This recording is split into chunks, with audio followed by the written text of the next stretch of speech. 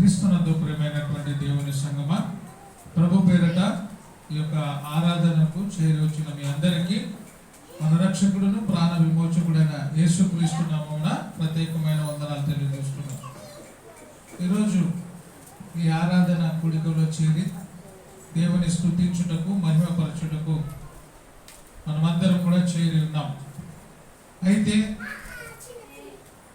గత వారంలో మనము యేసు ప్రభువుని కూర్చిన గొప్పతనము, ఆయన దేవాది దేవుడిగా ఉన్నాడు అని మనము గత వారంలో నేర్చుకుంటున్నాం.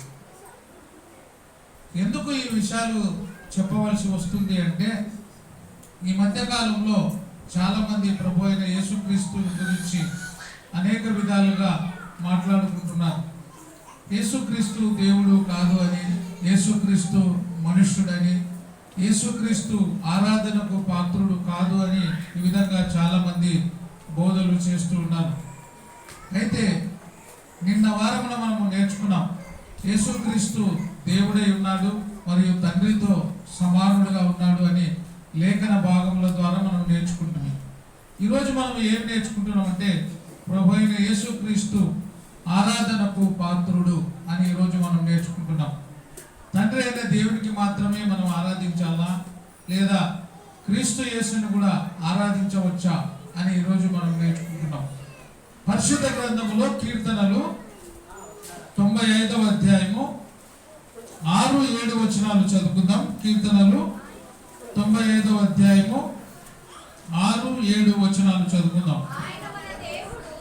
నేనే చదువుతానండి. ఆయన మన దేవుడు. జాగ్రత్తగా బాగా మనం ఆలోచించాలి. ఆయన మన దేవుడు. దేవునికి మనం ఏం చేయాలి? ఆయన మన దేవుడు, మనము ఆయన పాలించు ప్రజలము, ఆయన మేపు గొర్రెలము. రండి, నమస్కారము చేసి సాగిలపడుదము, మనలను సృజించిన యెహోవా సన్నిధిని మోకరించుదము. నేడు మీరు ఆయన మాటను అంగీకరించిన ఎడల ఎంత మేలు. దేవుని సన్నిధిలో మనం ఏం చేయాలంటే, రండి, నమస్కారము చేసి సాగిలపడుదము, మనలను సృజించిన యెహోవా సన్నిధిని మోకరించుదము. దేవుని సన్నిధిలో ఏం చేయాలి అంటే నమస్కరించాలి, మోకరించాలి. ఆయన దేవుడు కాబట్టి ఆయన ఎదుట మనము నమస్కరించాలి, మోకరించాలి. ప్రభు అయిన యేసుక్రీస్తుని గురించి కూడా, ఆయనను కూడా ఎవరైనా ఆరాధించారా, ఆయనను ఎవరైనా నమస్కారం చేశారా, పూజించారా, అసలు ఆయన దేవుడా అని మనం చూస్తే, రోమీలకు రాసిన పత్రిక మనందరికి తెలుసు 9వ అధ్యాయము 5వ వచనంలో ఈయన ఏమై ఉన్నాడంటే, ఈయన నిరంతరము స్తోత్రార్హుడై ఉన్నాడు. సర్వాధికారి అయిన దేవుడై ఉండి ఈయన నిరంతరము స్తోత్రార్హుడై ఉన్నాడు అని మనం చూస్తున్నాం. ఈయన సర్వాధికారి అయినటువంటి దేవుడు. యేసు ప్రభువు నిరంతరము సర్వాధికారము వహించినటువంటి దేవుడై ఉన్నాడు, నిరంతరము స్తోత్రార్హుడై ఉన్నాడు అని మనము చూస్తూ ఉన్నాం. అయితే ఆయనను పూజించవచ్చితిమి అని మనందరికీ తెలుసు. యేసు ప్రభు పుట్టినప్పుడు, యేసు ప్రభుని చూడడానికి జ్ఞానులు వస్తున్నప్పుడు ఏమడిగినారంటే, అయ్యా, ఆ నక్షత్రము ఎక్కడ ఉంది? ఆ నక్షత్రము ఏ విధంగా మాకు దారి చూపిస్తుంది?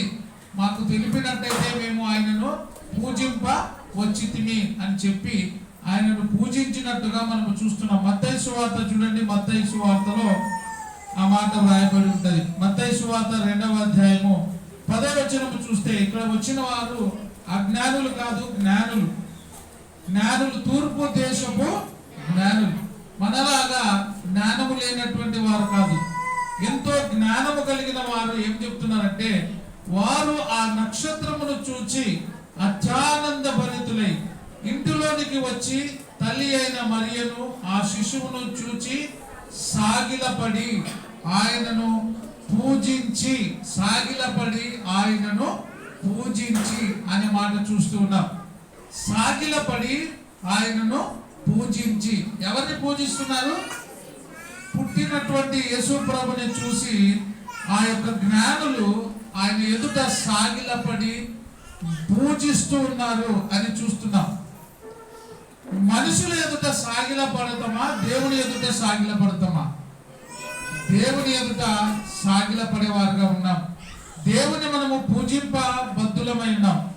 ఈయన కూడా దేవుడు కాబట్టి ఇక్కడ ఆయనను పూజించినట్టుగా మనం చూస్తూ ఉన్నాం. యేసుక్రీస్తు కూడా ఆరాధనకు పాత్రుడు, యేసుక్రీస్తు కూడా పూజకు అర్హుడు అని మనం గమనించాలి. ఒక మాట చూస్తే మార్కు సువార్త 1వ అధ్యాయము 40వ వచనం నుంచి చదువుకున్నట్లయితే, మార్కు సువార్త 1వ అధ్యాయము 40 నుంచి 45 వచనాలు చదువుకుందాం. చూడండి, ఇక్కడ ఒక కుష్టి రోగి ఆయన యొద్దకు వచ్చిన ఆయన ఎవరు? బాగా చాలా జాగ్రత్తగా ఈరోజు ఈ మాటలు వినాలి. ఒక కుష్టి రోగి ఆయన యొద్దకు వచ్చి ఆయన ఎదుట ఏం చేస్తాడు? మోకాలుండి మోకరిస్తూ ఉన్నాడు. చూడండి, ఎవరి ఎదుట? యేసు ప్రభు ఎదుట మోకరించినట్టుగా మనం చూస్తున్నాం. నిజంగా ఆయన ఆరాధనకు పాత్రుడు కాకపోతే, ఆయన దేవుడు కాకపోతే, ఆయన ఎదుట మోకరించినప్పుడు ఆయన ఏమనాలంటే, అయ్యా నీవు నా ఎదుట కాదు మోకరించాల్సింది, దేవుని ఎదుట నీవు మోకరించాలి అని చెప్పాలి. కానీ ఆ కుష్ఠులోకి ఆయన ఎదుటకు వచ్చి మోకరించినప్పుడు ఆయన ఆ మాట చెప్పడం లేదు. మోకరించి మోకాలుండి నీకు ఇష్టమైతే నన్ను శుద్ధునిగా చేయమని ఆయనతో చెప్పి ఆయనను వేడుకొనగా, మోకాలుండి ఏం చెప్తున్నాడు? అయ్యా నీకు ఇష్టమైతే నన్ను శుద్ధినిగా చెయ్యి. మోకరిస్తూ ఉన్నాడు అంటే ఆయన ఏమై ఉన్నట్ట? దేవుడై ఉన్నట్టు. ఎవరి ఎదుట మోకరించాలి? దేవుని ఎదుట మాత్రమే మోకరించాలి. మనుషుల ఎదుట మోకరిస్తే, ఎప్పుడైనా మనిషిని నువ్వు దేవుని లాంటి మనిషివి, దేవుని లాంటి వాడివి అంటే కూడా మనం ఏమిటంటే, అయ్యా నన్ను అట్లా అనొద్దు అని చెప్తాం. కానీ ఈయన నిజంగా దేవుడుగా ఈ లోకానికి వచ్చి ఉన్నాడు. అంటే ఎట్లా దేవుడు అంటే, చాలా మంది మనిషిని మాత్రమే ఆయనలో చూస్తూ ఉన్నారు. ఆయన మనుష్య కుమారుడు అనేది మాత్రమే ఆలోచిస్తున్నారు. కానీ ఆయనలో దైవ లక్షణాలు ఉన్నాయి. ఆయన 100% మానవుడిగా ఉన్నాడు, 100% దైవ లక్షణాలు కలిగినటువంటి దైవ స్వరూపిగా మన మధ్యలో ఉన్నాడు. అందుకే ఆ కుష్ఠరోగి ఆయన ఎదుటకు వచ్చి మోకాలుండి నీకు ఇష్టమైతే నన్ను శుద్ధినిగా చేయమని ఆయనను వేడుకొనగా, ఆయన కనికరపడి చేయి చాపి వానిని ముట్టి, నాకు ఇష్టమే నీవు శుద్ధుడవు కమ్మని వానితో చెప్పెను. వెంటనే కుష్ఠి రోగము వానిని విడిచెను కనుక వాడు శుద్ధుడాయను. కుష్ఠి రోగము వానిని విడిచెను. ఎప్పుడు విడిచింది? ఆయన ఎదుట మోకరించి ఆయనకు ప్రాధేయపడి వేడుకుంటున్నాడు. దేవుని ఎదుట వేడుకునాలి మనం. మరి ఈయన మనిషా దేవుడా? మనిషిగా ఉన్నటువంటి దేవుడు, మనిషి రూపంలో ఉన్నటువంటి దేవుడు, మనిషిగా పైకి కనబడుతున్నాడు కానీ దైవ లక్షణాలు కలిగినటువంటి దేవుడు. ఇది మర్చిపోయి చాలా మంది ఆయన మానవుడు, ఆయన మనిషి, ఇంకా కొంతమంది దుర్మార్గమైన బోధలు బోధిస్తున్నారు. యేసు ప్రభువు భిక్షగాడు అని బోధించేటువంటి దుర్మార్గులైనటువంటి బోధకులు, అబద్ధ బోధకులు ఈ లోకంలో ఎంతో మంది బయలుదేరి ఉన్నారు. అయితే ఆయన ఎదుట మోకరించి ఈ కుష్ఠరోగి అడిగి వేడుకొని స్వస్థత పొందినట్టుగా మనం చూస్తూ ఉన్నాం. మరొక మాట మనము చూస్తే చూడండి, మత్తయి సువార్త 2వ అధ్యాయము 10వ వచనం మనం ఇప్పుడు చదువుకుంటే, తూర్పు దేశపు జ్ఞానులు ఆయన ఎదుటకు వచ్చి ఆయన ఎదుట సాగిలపడిరి అని మనం చూస్తున్నాం. సాగిలపడి ఆయనను పూజించిరి అని మనం చదువుతిమి. మత్తయి సువార్త 2వ అధ్యాయము 10వ వచనం. వారు ఆ నక్షత్రమును చూచి అత్యానంద భరితులై ఇంటిలోనికి వచ్చి తల్లి అయిన మరియను ఆ శిశువును చూచి సాగిలపడి ఆయనను పూజించి తమ పెట్టెలు విప్పి బంగారమును సాంబ్రాణిని బోళమును కానుకలుగా ఆయనకు సమర్పించిరి. కానుకలుగా ఆయనకు సమర్పించిరి. ఆయన దేవుడు కాబట్టి ఆయనకు కానుకలు సమర్పించిరి.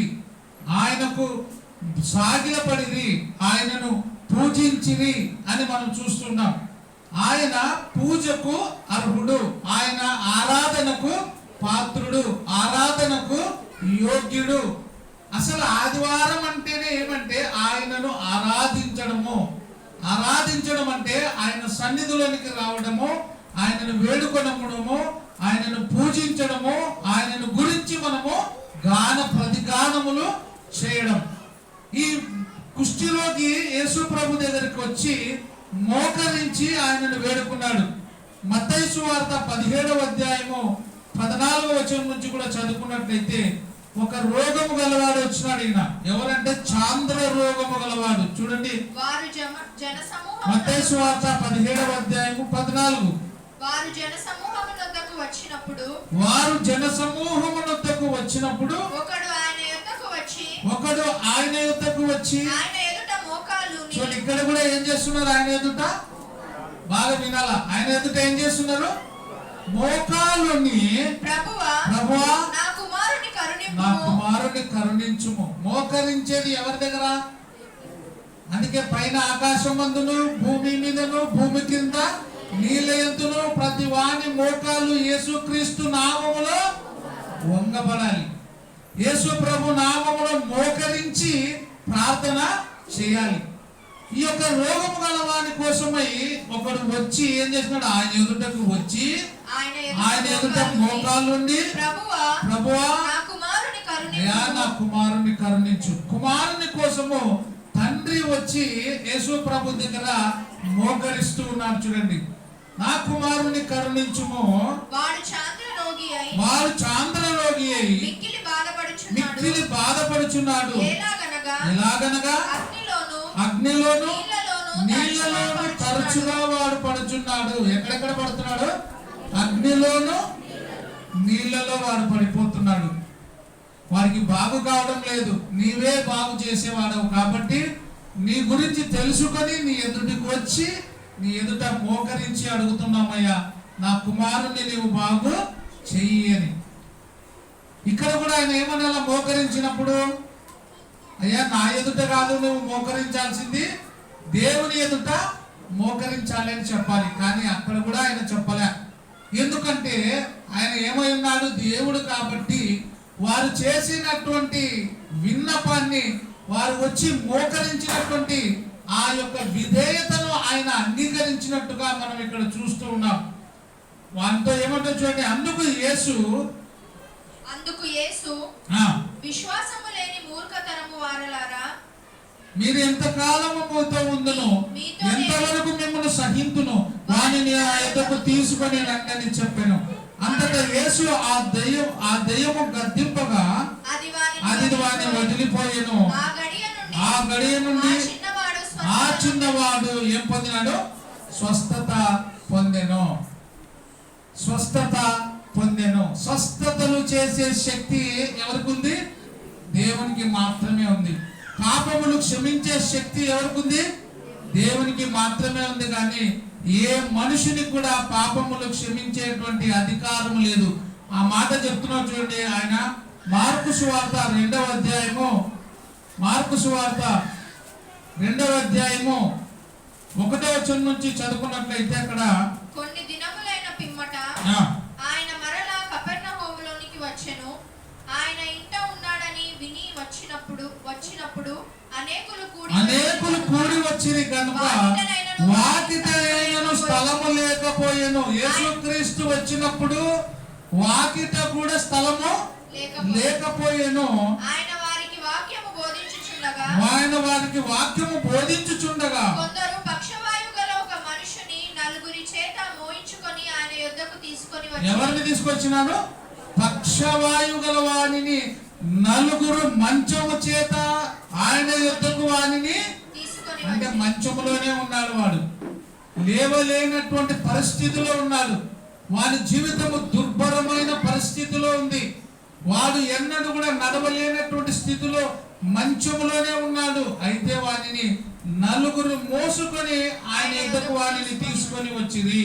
చాలా మంది కూడి ఉన్నందున చాలా మంది కూడి ఉన్నందున వారు ఆయన యొద్దకు చేరలేక ఆయన ఉన్న చోటికి పైగా ఇంటి కప్పు విప్పి ఇంటి కప్పును విప్పి సందు చేసి పక్షవాయు గల వానిని పరుపుతోనే దింపిరి. పక్షవాయు గల వానిని పరుపుతోనే పైనుండి యేసు ప్రభు ఎక్కడ ఉన్నాడో అక్కడ వానిని కిందికి దింపినాడు. చూడండి, కప్పు విప్పి. ఎవరిని? పక్షవాయు గల వానిని. ఎక్కడున్నాడు ఈ పక్షవాయు గలవాడు? చెప్పాలి, ఎక్కడున్నాడు? మంచం మీద ఉన్నాడు. నడవలేని స్థితిలో ఉండే వానిని మంచముతో పాటే యేసు ప్రభు ఉన్న చోటికి కిందికి దింపినారు. యేసు వారి విశ్వాసమును చూచి కుమారుడా, నీ పాపములు క్షమించబడి ఉన్నవని పక్షవాయు గల వానితో చెప్పాను. కుమారుడా, నీ పాపములు ఏమై ఉన్నవి? క్షమించబడి ఉన్నవి అని పక్షవాయు గల వానితో చెప్పినాడు. చెప్పినప్పుడు శాస్త్రులలో కొందరు అక్కడ కూర్చుండి ఉండిరి. వాడు ఇతడు ఇట్లెందుకు చెప్పుచున్నాడు? దేవదూషణ చేయుచున్నాడు గదా. దేవుడు ఒక్కడే తప్ప పాపమును క్షమింపగల వాడెవడని తమ హృదయములలో ఆలోచించుకొని. నిజమే కదా వాళ్ళ ఆలోచన. దేవుడు ఒక్కడే ఏం క్షమించాలా? పాపములు క్షమించాలి. ఇతడెట్లు ఇలాగ పాపములు క్షమించుచున్నాడు అని ఆయన గురించి వారు అనుకుంటున్నారు శాస్త్రులు. అప్పుడు ఆయన ఏం చెప్పినా చూడండి, వారు తమలో తాము ఇలాగ ఆలోచించుకొనుట వెంటనే ఆత్మలో తెలుసుకొని. మీరేమనుకుంటున్నారో నాకు తెలుసా? మీరు మీ మనసులో ఇప్పుడు ఏమనుకుంటున్నారో నాకు తెలుసా? మీ మనసులో ఏమనుకునేది తెలుసాలంటే నేనేమై ఉండాలా? దేవుడే ఉండాలి కదా. వాళ్ళు ఏమనుకుంటున్నారో, వారి హృదయంలో ఏదైతే యోచిస్తున్నారో అది యేసు ప్రభు ఎరిగి ఉన్నాడు. ఎట్లా తెలుసుకున్నాడు? ఆయన దేవుడు కాబట్టి వారి హృదయములో ఉండేటువంటి తలంపులు, వారి హృదయంలో ఉండే ఆలోచనలను ఎరిగి వారితో ఏం చెప్తున్నాడు చూడండి. ఎందుకు ఆలోచించుకొనుచున్నారు? ఈ పక్షవాయు గల వానితో నీ పాపములు క్షమించబడి ఉండునని చెప్పుట సులభమా? సులభమా? అయితే పాపములు క్షమించుటకు భూమి మీద భూమి మీద మనుష్య కుమారుని కూడా ఏముంది? అధికారం ఉంది. అంటే మనుష్య కుమారుడు ఏమై ఉండాలా? దేవుడై ఉండాలా. బాగా ఆలోచించండి. వాళ్ళు ఏమన్నారు? ఈ పాపములు క్షమించేటువంటి అధికారము దేవునికి మాత్రమే ఉండాలి కదా. ఈయనెందుకు ఇలాగ చేస్తున్నారు అన్నప్పుడు ఆయన ఏమన్నాడు? ఈ అధికారము మనుష్య కుమారుని కూడా ఉంది. అంటే మనుష్య కుమారుడైన నేను కూడా ఎవరిని? దేవుడు అని ఆయన ఇండైరెక్ట్ గా చెప్పుకుంటున్నాడు. పాపములు ఎవరంటే ఎవరు క్షమించడానికి లేదు. పాపములు క్షమించాలంటే ఎవరికి అధికారం ఉంది? యేసుక్రీస్తుకు మాత్రమే ఆ అధికారం ఉంది. ఏ పాపము లేని వాడు రక్తము చిందిస్తేనే పాప క్షమాపణ కలుగుతుంది. ఆ పాపము లేని వాడు ఎవరు అంటే ప్రభు అయిన యేసుక్రీస్తు మాత్రమే. అందుకే ఆయన రక్తము చిందించడం ద్వారా మనకి ఏం కలుగుతుంది? పాప క్షమాపణ. యేసు రక్తము ప్రతి పాపమును కడిగి వేస్తుంది. ఇక్కడ కూడా పాపములు క్షమించేటువంటి అధికారం ఎవరికి ఉంది? మనుష్య కుమారునికి ఉంది. అంటే మనుష్య కుమారుడు ఎవరని చెప్తున్నాడు? దేవుడు అని ఆయన చెప్తున్నాడు. ఈ పాపములు క్షమించే అధికారము ఎవరికి? దేవునికి ఒక్కనికే తప్ప పాపములు క్షమించగలవాడు ఎవడని తమ హృదయములో వారు ఆలోచించుకుంటున్నారు. ఆ ఆలోచన ఎరిగిన దేవుడు ఏమంటాడంటే ఈ అధికారము మనుష్య కుమారుని కూడా ఉంది. అంటే ఆయన దేవుడు, ఆయన ఆరాధనకు పాత్రుడు అని క్లియర్ గా మనకు అర్థమవుతుంది. మార్కు సువార్త 5వ అధ్యాయము 21వ వచనం నుంచి మనం చదువుకున్నట్లయితే, యేసు మరలా దోణి ఎక్కి అద్దరికి వెళ్ళినప్పుడు బహుజన సమూహము ఆయన యొద్దకు కూడి వచ్చెను. ఆయన సముద్రము తీరముగా ఉండగా సమాజ మందిరపు అధికారులలో యాయీరను ఒకడు వచ్చి ఆయనను చూచి ఆయన పాదముల మీద పడి ఇది చూడండి ఎంత, ఆయన పాదముల మీద పడి, అక్కడ మోకరించి మోకాలుండి అని చూస్తుంది.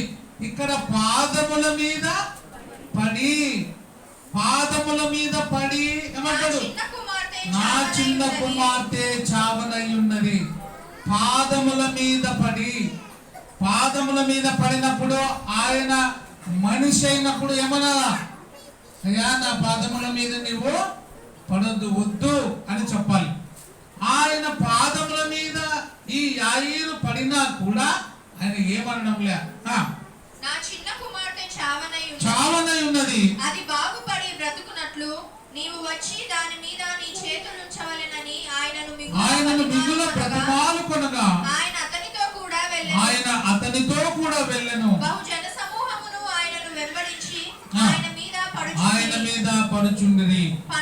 ఈయన ఏమైనాడు, వెళ్ళి ఆయన పాదముల మీద సాగిలపడి, ఆయన పాదముల మీద సాగిలపడెను అని మనం చూస్తున్నాం. ఆయన పాదముల మీద పడెను, పాదాలు ముట్టుకొని పాదముల మీద పడి వేడుకుంటున్నాడు, నా కుమార్తె ఏమైంది, చావనై ఉంది, నీ వచ్చి నన్ను బ్రతికించు అని ప్రాధేయపడుతున్నాడు. ఎంత గొప్ప మాటలు కదా అవి. ఇంత గొప్ప అద్భుతమైన మాటలు ఈ పరిశుద్ధ గ్రంథంలో వ్రాయబడి ఉంటే యేసు ప్రభుని చాలా చిన్నగా చేస్తున్నారు. యెహోవా దేవుడు పెద్ద దేవుడు, యేసు ప్రభు చిన్న దేవుడు, పరిశుద్ధాత్ముడు ఇంకా చిన్న దేవుడు అని చెప్తున్నట్టు. చిన్న దేవుడు కాదు, ముగ్గురు సమానమైనటువంటి సమానత్వము కలిగినటువంటి దేవుడితో సమానులు. ముగ్గురు వేరువేరుగా ఉండేవారు. కొంతమంది ఏం నమ్ముతారంటే ఒక్క దేవుడే, ఒక్కరే యెహోవానే యేసుక్రీస్తుగా ఈ లోకానికి వచ్చినాడని, యేసుక్రీస్తే మరలా పరిశుద్ధాత్ముడుగా ఈ లోకానికి వచ్చినారని నమ్మే వాళ్ళు కొందరు ఉన్నారు. ఇది అబద్ధమైన బోధ. త్రిత్వమై ఉంది. త్రిత్వం అంటే ముగ్గురు ఉన్నారు, తండ్రి ఉన్నాడు, కుమారుడు ఉన్నాడు, పరిశుద్ధాత్ముడు ఉన్నాడు. ముగ్గురు దేవుడు అని దేవుని వాక్యం చెప్తుంది. ముగ్గురు వేరువేరుగా ఉన్నా కూడా ముగ్గురు ఒకే దేవుడుగా ఉన్నారు. దేవుడు అంటే ప్లూరల్, సింగులర్ కాదు. ఎట్లా ఆదికాండంలో 1వ అధ్యాయంలో ఏమి చెప్తుందంటే దేవుడు అని ఉంటది, మరలా నరుని చేసినప్పుడు ఏమంటాడు, మన పోలిక చొప్పున నరుని చేయుదము. దేవుడు భూమి ఆకాశములను కలగజేసెను అని చెప్తుంది. కిందికి వచ్చినప్పుడు మన పోలిక చొప్పున నరుని చేయుదము అంటే ఒకటి కంటే ఎక్కువగా ఉన్నారు అని. ముగ్గురు వ్యక్తులు కనబడుతున్నారు. ప్రభు అయిన యేసుక్రీస్తుకి బాప్తిసం ఇచ్చి యోహాను బాప్తిసం ఇస్తున్నప్పుడు యేసుక్రీస్తు బాప్తిసం తీసుకోవడానికి నీళ్ళలో దిగినాడు. అంటే శరీరధారిగా యేసు ప్రభు ఎక్కడున్నాడు, నీళ్ళలో ఉన్నాడు. ఆయనను బాప్తిసం ఇచ్చినప్పుడు ఆయన బాప్తిసం తీసుకోగానే ఏం చేసింది, తండ్రి శబ్దము ఏమైంది, ఇదిగో ఈయన నా ప్రియ కుమారుడు, ఈయన మాట వినండి అని తండ్రి అయిన దేవుని స్వరము వినబడుతుంది.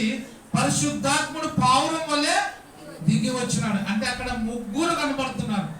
యేసు ప్రభు నీళ్ళలో ఉన్నాడు, తండ్రి అయిన దేవుడు మాట్లాడుతున్నాడు, పరిశుద్ధాత్ముడు పావురం వల్లే దిగి వచ్చినాడు. అంటే ముగ్గురు వ్యక్తులుగా కనబడుతున్నారు. ముగ్గురు వేరు వేరు వ్యక్తులు కానీ ఒక్క దేవుడే మనకు.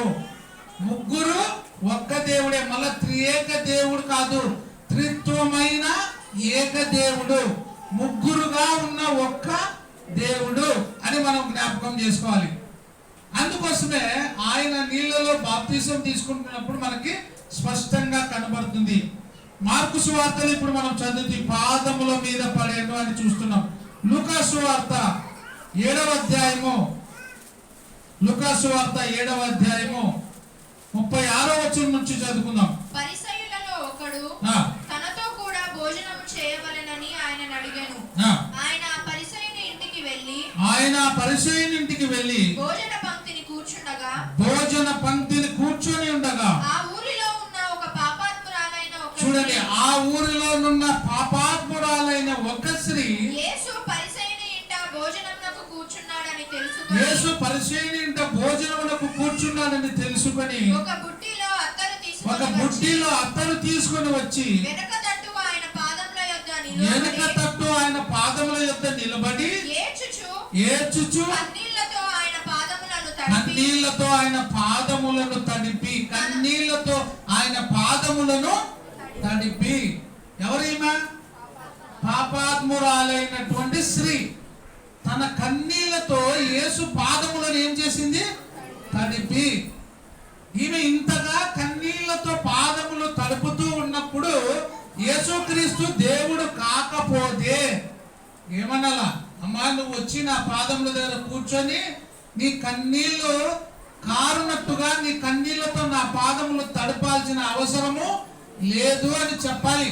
కానీ ఈమె వచ్చి ఆయన పాదముల దగ్గర ఉండి ఆయన పాదములకు కన్నీళ్లతో తడిపినా కూడా తన తల వెంట్రుకలతో తుడిచి ఆయన పాదములను ముద్దు పెట్టుకొనెను. ఎంత మంచి మాట చూడండి. కన్నీళ్లతో తన పాదములను తడిపింది, తల వెంట్రుకలతో తుడిచింది, పాదములను ముద్దు పెట్టుకునింది. ఇది ఆరాధన. ఈ ఆరాధన చేస్తూ ఉన్నప్పుడు ఆయన అబ్జెక్షన్ చేయలే, లేకపోతే నో అబ్జెక్షన్ అనలా. అబ్జెక్షన్ యువర్ ఆనర్ అన్నట్టు, వద్దు నువ్వు ఇది చేయొద్దు అనాలి. కానీ ఏం చెప్పడంలే. ఆమె చేస్తున్నటువంటి ఆరాధనను ఆయన అంగీకరించినాడు. ఆయన చేస్తున్నటువంటి ఆరాధనను ఆయన స్వీకరించినాడు. ఎందుకంటే ఆయన దేవుడు కాబట్టి.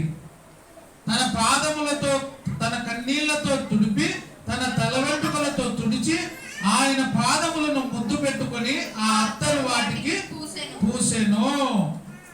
అయినను ఆయనను పిలిచిన పరిసయ్యుడు అది చూచి ఈయన ప్రవక్త అయిన ఎడల తన్ను ముట్టుకొనిన ఈ స్త్రీ ఎవతియో ఎటువంటిదో ఎరిగి ఉండును. ఇది పాపాత్మురాలు అని తనలో తాను అనుకొని ఈ పాపాత్మురాలు ఇంతగా చేస్తుంటే ఈయన ఏమనడం లేదే, ఏమి ఇది అసలు ఈమె యువతియో అంటున్నాడు. చూడండి, ఈ పాపాత్మురాలు యొక్క ఆరాధన ఈయన ఏం చేస్తున్నాడు? అంగీకరిస్తున్నాడే అని అతడు బాధపడుతున్నాడు. అని దేవుడు ఆ పాపాత్మురాలు యొక్క ఆరాధనను ఏం చేసినాడు? స్వీకరించినాడు, అంగీకరించినాడు. అందుకు యేసు సీమోను, నీతో ఒక మాట 43వ వచనం చదవమా.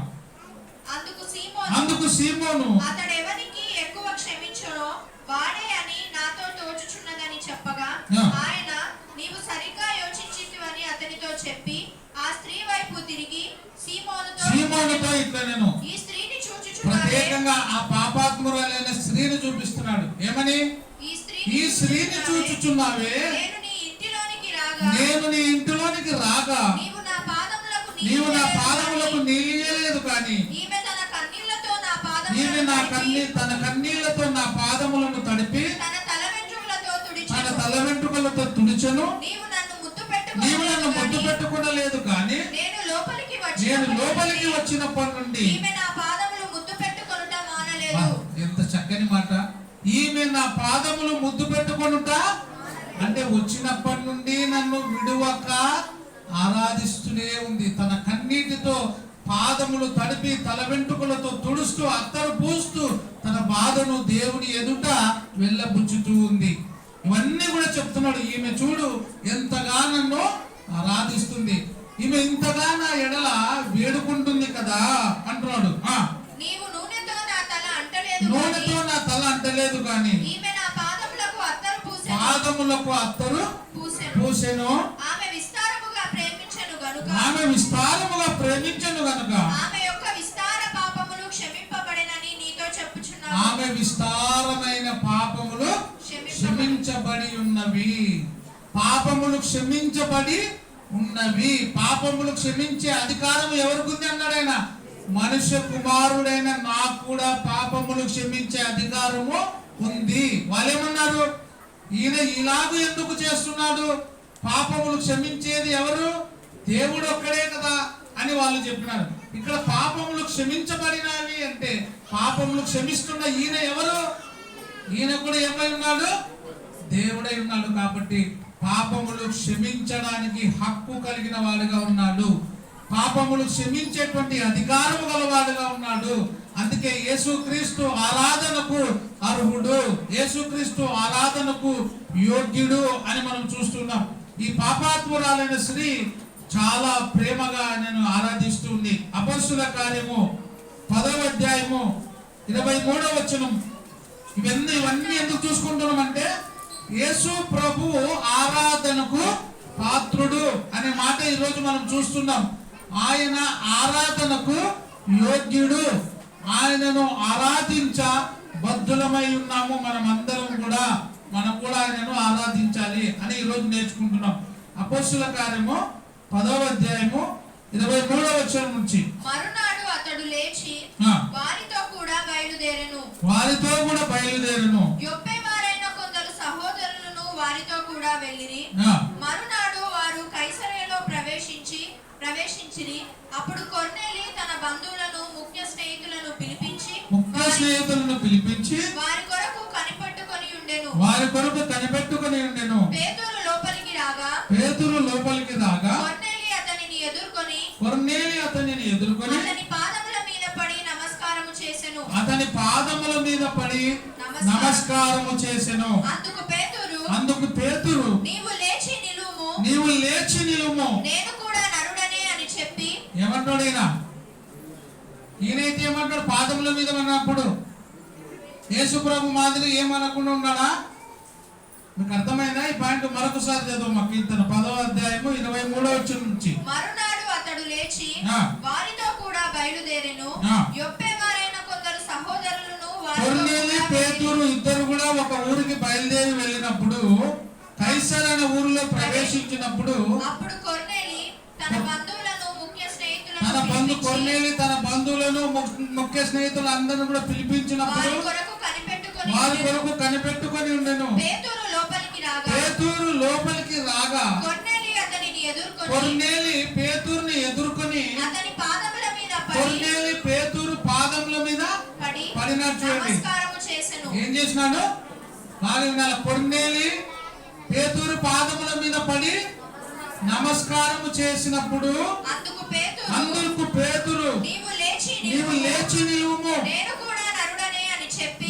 కూడా నరుడనే అని చెప్పి అతని లేవనెత్తెను. అతను ఏం చేసినాడు? ఎందుకు? నరుడు కాబట్టి. యేసు ప్రభు అయితే నేను కూడా నరుడనే అన్నాడా? పాపాత్మురాలైన స్త్రీ ఏం చేసింది?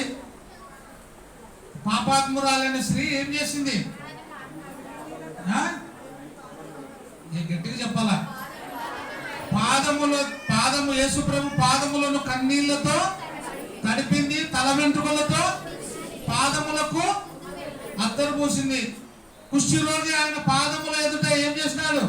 సాగిలపడినాడు, మొక్కినారు, నమస్కారం చేసినారు. ఆయన నేను నరుడను అని అనలే. కానీ ఇక్కడ కొర్నేలి పేతురుని మొక్కినప్పుడు పేతురు ఏమంటాడు? నేను కూడా నరుడనే, నాకు ఇట్లా చేయొద్దు అంటాడు. నరులకు ఈ పాదముల మీద పడే హక్కు లేదు. ఒకవేళ పడినా మనం ఏమంటాం? అయ్యా నాకు ఈ విధంగా చేయొద్దు అంటాం. కానీ యేసు ప్రభు అనలేదు. అంటే ఆయన ఏమైనాడు? దేవుడై ఉన్నాడు. ఆయన పూజకు అర్హుడు, ఆరాధనకు అర్హుడు అని మనం జ్ఞాపకం పెట్టుకోవాలి. ఇప్పుడు చూడండి, ఇంకొక మాట చదువుకున్నాం. అపొస్తలుల కార్యం 14వ అధ్యాయం 7వ వచనం నుంచి. లుస్త్రాలో బలహీన పాదములు గల ఒకడుండెను. అతడు పుట్టినది మొదలుకొని కుంటివాడై ఎన్నడను కూడా నడవలేక కూర్చొని ఉండేవాడు. అతడు పౌలు మాటలాడుట వినెను. పౌలు అతని వైపు తేరి చూచి స్వస్థత పొందుటకు అతనికి విశ్వాసం ఉండెనని గ్రహించి నీ పాదములు మోపి సరిగా నిలువమని బిగ్గరగా చెప్పినప్పుడు అతడు గంతులు వేసి నడవసాగెను. బలహీన పాదములు కలిగిన వాడు ఏం చేసినాడు? లేచి గంతులు వేసి నడుస్తూ ఉన్నాడు. చూడండి, జన సమూహములు పౌలు చేసిన దానిని చూచి లుకేనియా భాషలో దేవతలు మనుష్య మనుష్య రూపము దాల్చి మన యొద్దకు దిగి వచ్చి ఉన్నారని కేకలు వేస్తున్నాయా. దేవతలు మనుష్య రూపంలో దిగి వచ్చి ఈ కార్యం చేస్తున్నారని చెప్తున్నారు. అంటే వాళ్ళని దేవతలతో సమానంగా చేస్తున్నారు. చేస్తూ ఏం చెప్పినారు? బర్నబాకు ద్యుపతి అని పౌలు ముఖ్య ప్రసంగి అయినందువలన అతనికి హెర్మే అని పేరు పెట్టిరి. పట్టణమునకు ఎదురుగా ఉన్న ద్యుపతి యొక్క పూజారి ఎడ్లను పూదండలను ద్వారముల యొద్దకు తీసుకొని వచ్చి సమూహముతో కలిసి బలి అర్పింపవలెనని ఉండెను. అపోస్తలులైన బర్నబాయు పౌలును ఈ సంగతులు విని తమ వస్త్రములు చించుకొని ఏం చేసినారు? వాళ్ళు వస్త్రాలు చించుకున్నారంట. అయ్యా మీరెందుకు ఈ విధంగా చేస్తున్నారు? వాళ్ళు వస్త్రాలు చించుకొని సమూహంలోనికి చొరబడి అయ్యలారా మీరెందుకు ఇలాగ చేస్తున్నారు? ఏమన్నారు వీళ్ళు కూడా? ప్రేమ్ చెప్పాలి అందరు ఏమన్నారు? రవి మేము కూడా మీ స్వభావము గల స్వభావము వంటి నరులమే. అయ్యా మేము నరులమునైనా మేము దేవుళ్ళం కాదు. మాకు పూదండలు ఈ సంబరం ఆచార్యాలు మాకు కాదు. ఇవన్నీ ఎవరికి చెందాలా? దేవునికి చెందాలా అన్నాడు. మీరు కొర్నేలు కూడా పేతురుకి పాదాలు నమస్కారం చేసినప్పుడు ఏమన్నాడు? ఆయన కూడా నేను కూడా నీలాంటి నరుడనే అన్నాడు. కానీ యేసుప్రభు అనలే.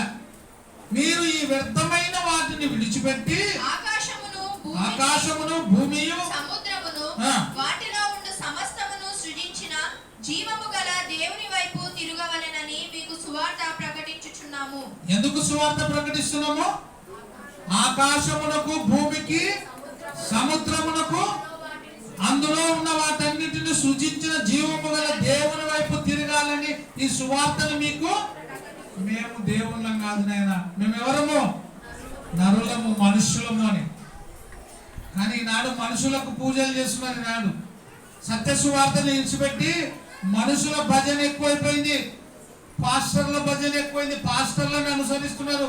ఆయన గ్రూపు, ఈయన గ్రూపు, ఆయన గ్రూప్ అని దేవుని గ్రూపు వదిలిపెట్టేస్తున్నారు. మనుషుల గ్రూప్ అయిపోయింది. మేము ఈ గ్రూపు, ఆ గ్రూపు, అది ఇది అంటున్నారు. మనమంతా ఎవరి గ్రూపు? దేవుని సంఘము, దేవుని పిల్లలము. నిజమైన సువార్తను వదిలిపెట్టి కల్పనా కథల వైపు తిరుగుతున్నారు. మానవులు కల్పించిన పద్ధతులు దైవోపదేశములని బోధించుచు వారు నన్ను వ్యర్థంగా ఆరాధించుకుంటూ పోతున్నారు. అంతా ఒకటే, అన్ని సువార్తలు ఒకటే. ఈరోజు ఈ దేశంలో, ఈ ప్రపంచంలో నేనే గొప్ప, నాకంటే బోధించేవాడు లేడు అని చెప్పుకునే వాళ్ళు కూడా ఏం చేస్తున్నారు? దొంగ బోధలు బోధిస్తున్నారు. అంత అబద్ధ బోధలే. యేసు ప్రభు గురించి చాలా నీచంగా కించపరుస్తున్నాడు. అసలు ఆయన లేకపోతే రక్షణనే మనకి లేదు. అసలు ఆయన లేకపోతే ఈ ఆదివారమే లేదు, ఆరాధననే లేదు. అన్నిటికీ కీలకమైన వాడు, అన్నిటికీ ఆధారభూతుడు, అన్నిటికీ ఆది సంబుద్ధుడు యేసుక్రీస్తు మాత్రమే. ఆయన లేకపోతే క్రైస్తవ్యమే లేదు, క్రైస్తవుడే లేడు, ఆరాధననే లేదు. ఈరోజు ఆదివారంలో మనం చేరినామంటే ఎందుకు? రొట్టెను ద్రాక్ష రసమును తీసుకోవడానికే. రొట్టెను ఏమిటికి గుర్తుగా తీసుకుంటున్నాము? ఆయన శరీరమునకు గుర్తుగా, ద్రాక్ష రసమును ఆయన రక్తమునకు జ్ఞాపకంగా తీసుకుంటున్నాం. ఇది మనం చేస్తున్నదే ఆరాధన. ప్రతి క్రైస్తవుడు ప్రతి ఆదివారమున అపోస్తుల బోధయందును, సహవాసమందును, రొట్టె విరుచుటందును, ప్రార్థన చేయటందును ఎడతెగక ఉండాలి. యేసుక్రీస్తు మహారాజు అయి ఉన్నాడు. యేసుక్రీస్తు రాజులకు రాజు అయి ఉన్నాడు, ప్రభువులకు ప్రభు అయి ఉన్నాడు. ఆయన భూమి ఆకాశమును కలగజేసిన దేవుడై ఉన్నాడు. ఆయనను మనం ఆరాధించే బద్దులమై ఉన్నాము. కానీ ఆయనను పక్కకు పెట్టేస్తున్నారు. యేసు ప్రభును పూర్తిగా పక్కకి నెట్టేస్తున్నారు. యేసు ప్రభు పక్కకి వెళ్ళిపో అని ఆయన వెళ్ళగొడుతున్నారు.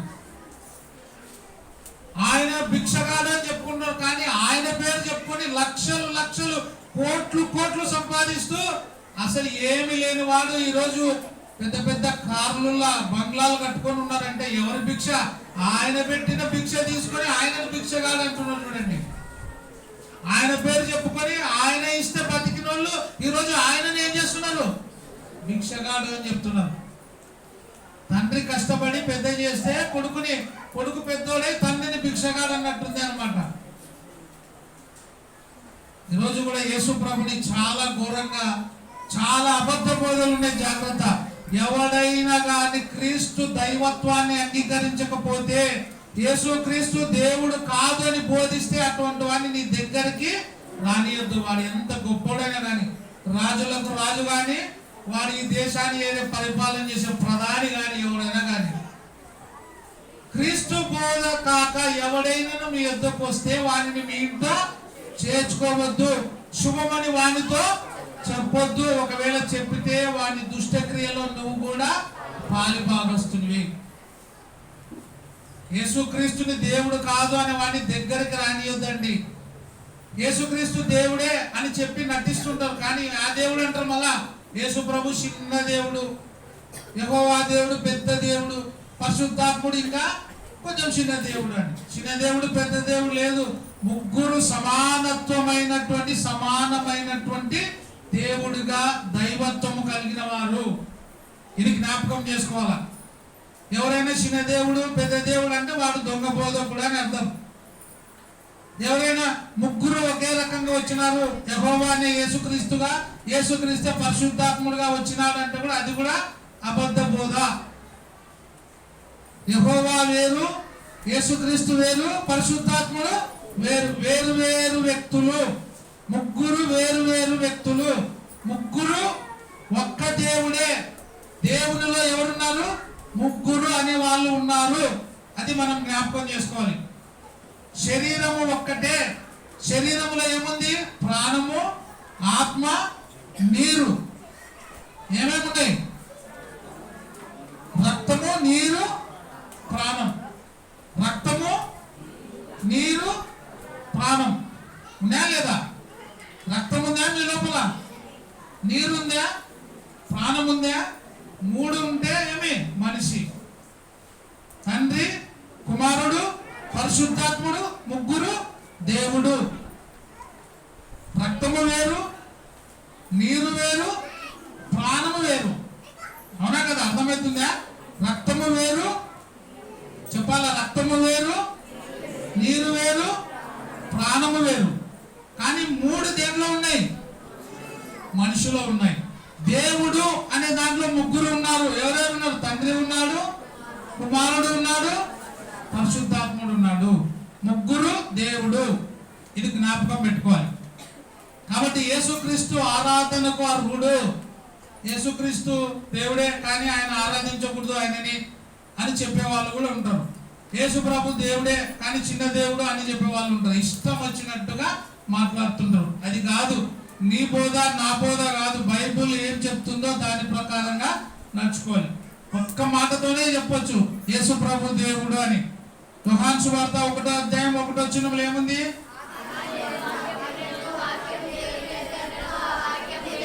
వాక్యము. అపోస్తల కార్యము 20:28 ఏముంది? దేవుడు తన స్వరక్తం ఇచ్చి సంపాదించిన ఒక ఆయన అంటాడు. ఆడ తప్పుపడింది వాక్యం. ప్రింట్ తప్పుపడిందంట. ఏం తప్పుపడింది? ప్రింట్ తప్పుపడింది. ఆయన ఒక్క బైబిల్లో పడిందో అన్ని బైబిల్లో పడిందో మరి. సరే, అది తప్పుపడింది. ఇదేమి అంటే రోమా 9:5లో చూపిస్తే ఈయన సర్వాధికారి అయిన దేవుడైంది నిరంతరము స్తోత్రార్హుడై ఉన్నాడు అని చెప్తే అది కూడా తప్పే పడిందంట. అంటే వాళ్ళకు అనుకూలంగా లేనివన్నీ తప్పులే, వాళ్ళకు అనుకూలంగా ఉండేటువంటి రైట్. వాళ్ళకి ఏది అవసరమో అదే తీసుకుంటారు. బైబుల్ ఏం చెప్తే అది నమ్మాలా. యేసుక్రీస్తు దేవుడు అని ఉంది, దేవుడు అని నమ్ము. యేసుక్రీస్తు ప్రవక్త, ఎస్ ప్రవక్త.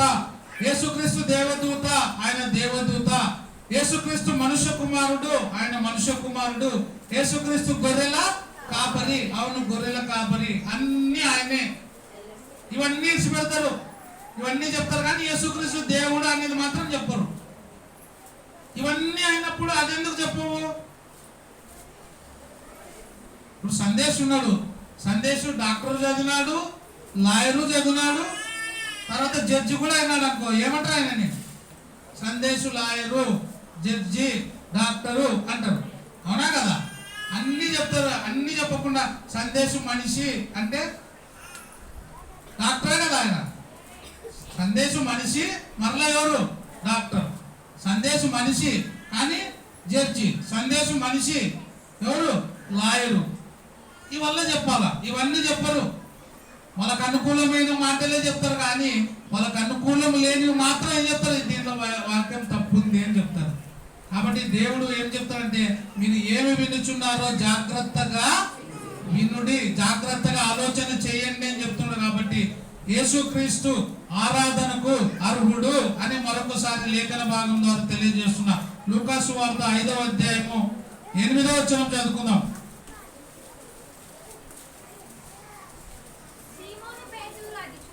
సీమోను పేతురు అది చూచి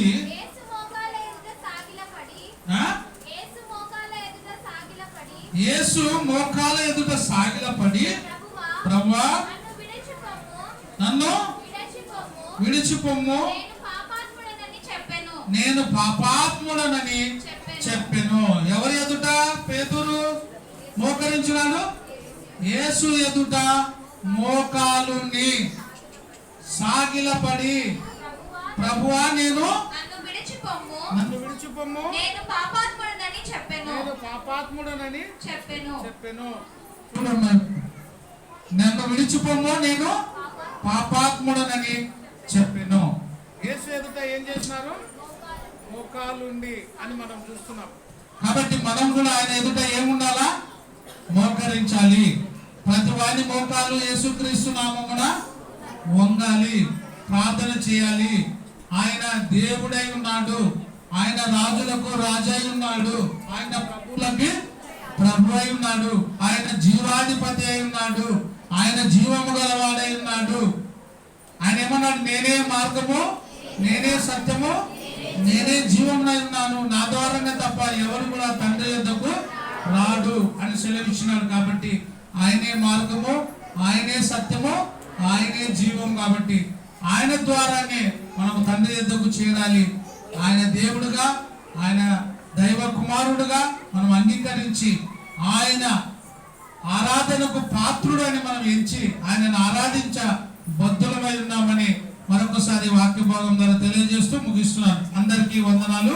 యేసుక్రీస్తు ఆరాధనకు పాత్రుడు అని ఈరోజు మనం వాక్య భాగం ద్వారా నేర్చుకున్నాం. అందరికీ వందనాలు.